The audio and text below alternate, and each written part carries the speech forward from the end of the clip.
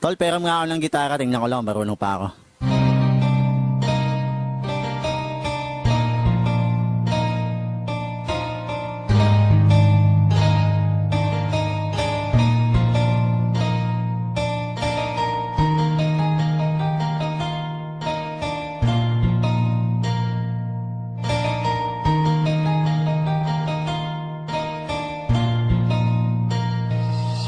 Hindi ba simula sa pagkabata tayo'y madalas na naghahabulan, walang pakialam kahit na madulas ka.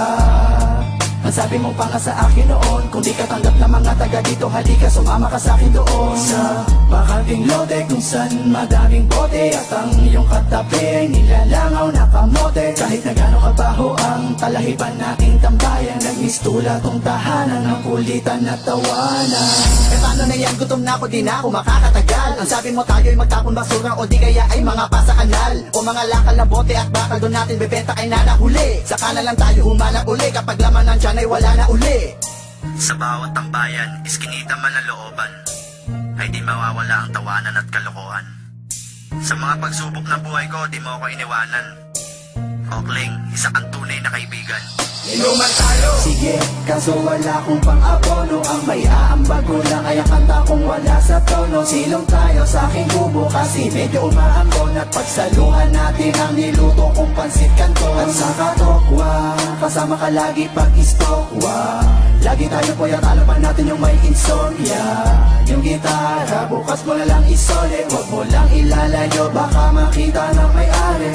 Kain na kain payat, tapos tulog ng tulog puyat. Hindi natin trip pa mag-aral, diba? Kaya tayo ay nagpatato sa balat. Standby! Bayosi-yosi, hindi ako sigurado kung bukas ay meron pa tayong mabobogchi kay Aling Shoni. Igib tayo, tatlong timba. Hindi ba wala naman tayong hiya? Doon na tayo maligo sa gitna ng daan at kung porma, sige sasabayan na kita. At ang suot nating damit at saka pantalong galing sa sampayan ng iba. At ngayon tayo'y magbinata, tila lalong lumala ang kasalanan, di na natin namalaya. Nakasanayan sa ating buhay, laging merong kaguluhan. Ang kulungan, nagmistula nating bahay bakasyonan. At paglaya natin, nagtatawanan pa nga tayo, kasi mga kalbo tayo, para tayong albularyo. At natalo ako sa sugal, pwede pa utang naman, di ka nagdalawang isip at ako'y pinagbigyan. Andito na ang kaibigan ko. Andito na ang kaibigan ko. Andito na ang kaibigan ko. Na hanggang sumaklulo. Di ba magnenegosyo tayo, tapos magkasosyo tayo. Sa sarili nating kumpanya ay mga bosyo tayo. Dahil minsan nangarap tayong dalawa na makaahon sa hirap. Pero papaano? Lumipas ang ilang buwang, hindi na tayo nagkita. Wala na akong balita sa'yo. Kumusta na, anong lagay, meron bang bago? Nakakamiss din pala ang tarantadong talentado kong kaibigan. Teka, nag-text sa'yo, isang masamang balita na ikinasama ng aking loob. At hindi ko napigilan ang pagluha ng mata nang mabasa kong patay ka na pala. Mabilis ang mga kaganapan, di na namin naagapan. May mga usap-usapan na wala ka na.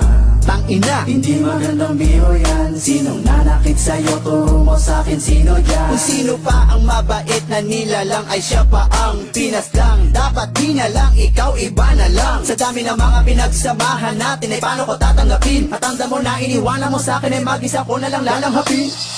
Iniwan ako ng kaibigan ko.